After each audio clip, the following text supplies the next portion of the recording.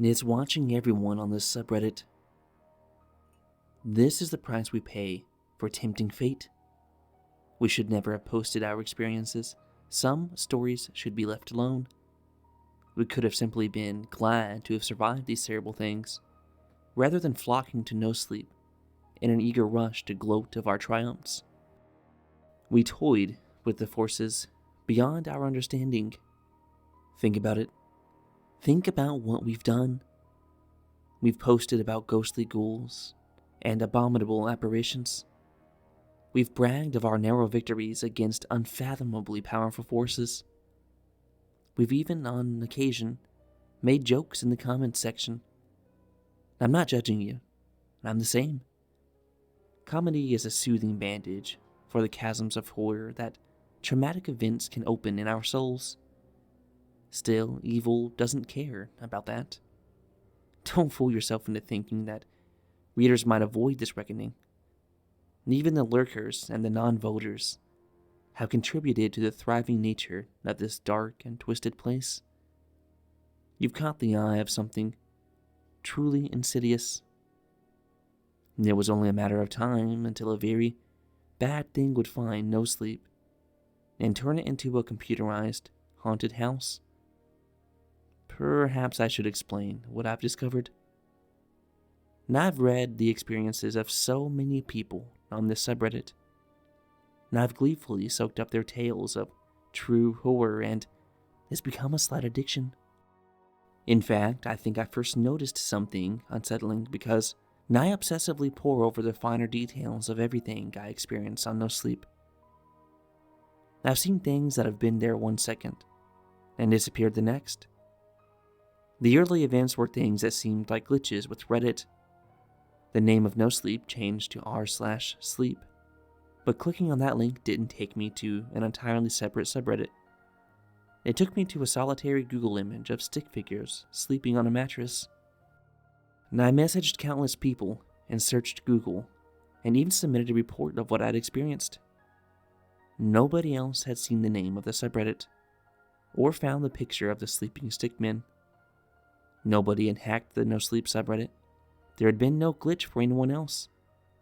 And I thought perhaps I had accidentally left the official Reddit site and ended up on a fake version of r/nosleep. I couldn't really think of any other explanation. The true terror began when events defied any form of reason.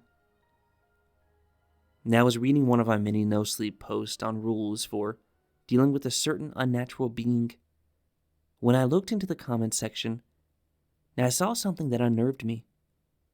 I was disconcerted, yet again, by what seemed to be a glitch. The comment had no username listed above it. Rule 11. It is unkind to joyfully read true horror. Sticks and stones will break your bones. There was an almighty sound of smashing glass in my room, soul vacating my body for a brief moment.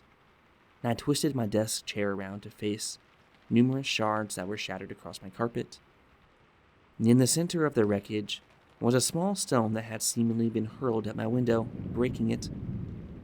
I sprung to my feet and peered through the now glassless frame. There was something on the other side of the road. I don't think I'll ever be able to scrub that haunting image from my mind. Wedged deep into the two hedges, slightly illuminated by the dim glow of a nearby lamppost, I was watched by a shadowy figure. His form was emaciated and blackened. Upon closer inspection, I realized that it wasn't a person. It was a stick figure. I screamed, tearing my curtains closed. Shuddering, I sat beneath the empty window frame with my back against the wall. I remained that way for the next 7 hours. I didn't sleep, unless it counts as rest to persistently daydream of a lurking stickman. It turned out that he wasn't a figment of my imagination. It was quite clear that, even before learning of Rule 11, the watchful stick figure only harbored sinister intentions. In class, I struggled to listen to my teacher. During breaks, I struggled to engage in conversation with my friends. My head was elsewhere, and I know this might sound foolish given the warning it had sent to me, but I was obsessed with the concept of this horrifying specter. And I had become the very definition of morbidly curious. And I browsed no sleep looking for clues. The Rule 11 comment had vanished without a trace, but I tirelessly read posts, searched for the edited descriptions or images, and even scoured comment sections for anything untoward. And I found nothing. That didn't put me at ease, however. It only worsened my fear. Now, at least the stick figure didn't seem so threatening as a static, pixelated image on my screen. On the other hand, in real life, the crooked figure had been the most terrifying thing I'd ever seen. Why me? I wondered.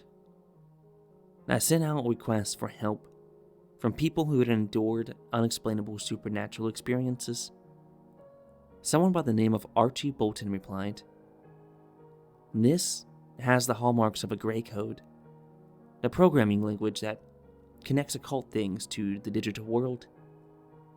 And after receiving your initial message about the mattress image, I started to notice similar things on No Sleep. Strange comments appeared from a poster with no username. The site description read, 'Now I'm watching you, Archie. No sleep for you?' That makes me unhappy, and I saw two long shadowy lines stretched towards me from the darkness of my bedroom. They looked like stick arms." His reply was one of my many messages I received. People reported to experience similar things. And after reading this post, you might notice strange things too. And I think once it has been pointed out, it's hard for us to unnotice the malevolent thing that is observing us. After overcoming the initial shock and terror of being watched by a being that I couldn't explain, I decided to take to a different approach towards this phantom. That was stupid. When I saw my wardrobe door swing open in the middle of the night, I strode confidently towards it. "What do you want?" I cried. From the void of the open wardrobe, which was only a foot in front of me, two gangly stick arms protruded. They lifted me into the air, feeling like a pair of blunt knives digging into my shoulder blades. "And all who use No Sleep shall die of exhaustion," it whispered. "They will lose the ability to sleep." Now, I didn't understand what this entity was saying, but I think I was struggling to understand anything. Now I was entirely transfixed by the petrifying nothingness before me, and I couldn't distinguish anything of the stick figure, other than the pitch-black limbs that it employed to hoist me off the carpet.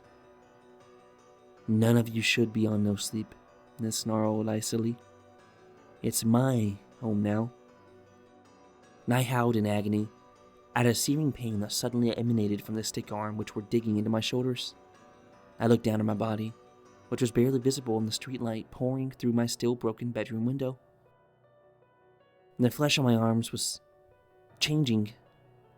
And in utter horror, I realized they were starting to transform into the same pin-drawn stick arms as the creature in front of me. And it was morphing me.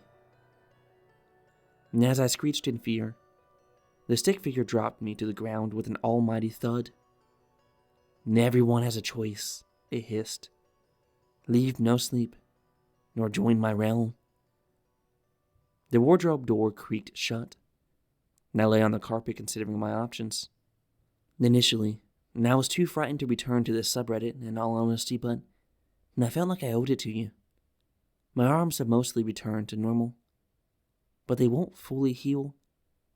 There's still a rigid, stick-like quality to them. Even though my flesh has returned, I can barely type. But I'm soldiering onwards, and I need to submit this post. The stick figure is watching you, and it's offering you the same options that it offered me. Leave No Sleep behind, or join it as some two-dimensional, soulless stick figure in a digital hellscape. And what will you choose?